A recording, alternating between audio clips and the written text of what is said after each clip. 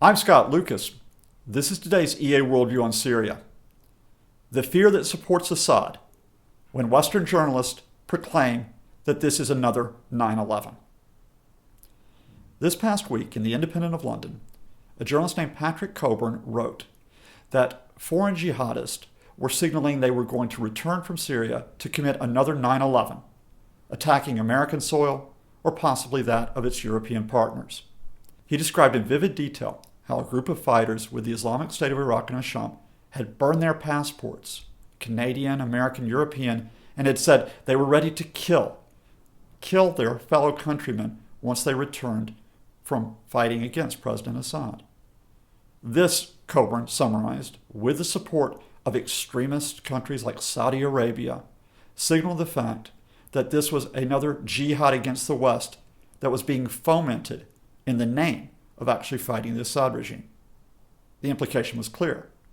If you wanted to stop terrorism, you needed to stop that fight against Damascus. I don't want to make this a personal video about Patrick Coburn, but it's an important case.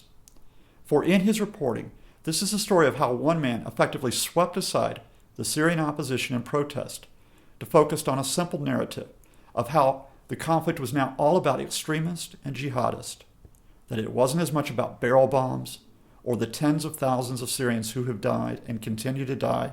It was all about the fact that if we let this go on, they would attack us. In the first few weeks after the protest of March 2011, Patrick Coburn did summarize, report on what was happening. But then through the rest of the year, he wrote very little about Syria. And when he did, the protesters were gone. For example, in April and then in June, he proclaimed that the Assad forces had been able to quell opposition. That, yes, some people had been killed, but the dominant idea was that the president would be in control. Then, at the end of the year, he suddenly shifted. Now it was the enemies of President Assad who were moving in for the kill. But those enemies weren't those many thousands of people who had showed up in Homs or Hama or Damascus or Aleppo. The enemies were the extremist regime of Saudi Arabia, the extremist anti-Arab forces who wanted to topple Assad because of his fight against Israel. This was an anti-Shia, anti-Iran movement, proclaimed Coburn, a sweeping global movement, one in which the protesters had no role whatsoever. In the following year, Patrick Coburn began to go to Syria. He did go to Damascus. He went to other cities like Homs. And he did so all the while being accompanied, hosted by representatives of the Syrian regime. This doesn't necessarily mean that he was simply serving as a propaganda outlet for them, but what he saw, what he observed, what he was told was very tightly controlled. So it's no wonder that the narrative came back, that the Assad regime was triumphing, that was winning. But here's the fly in the ointment. It would have to keep on winning because now there were more and more extremists and jihadists that were threatening. Coburn never interviewed any of these so-called extremists and jihadists. As far as I know, he never interviewed any of the protesters who had been on the streets in 2011.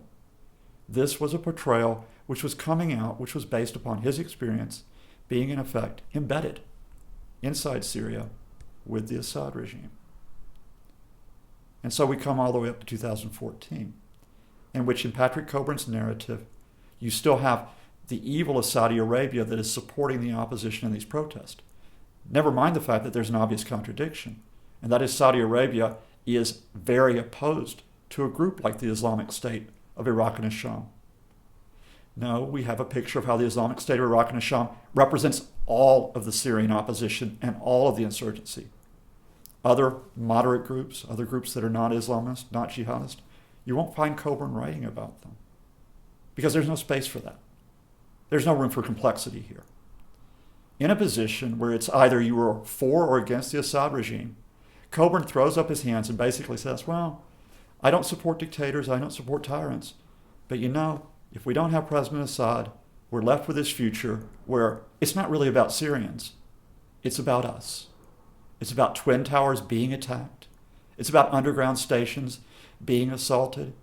It's about dirty weapons, chemical weapons, not those of Assad, but those of these jihadists that will come back and strike us and laughing at us because we supposedly supported them.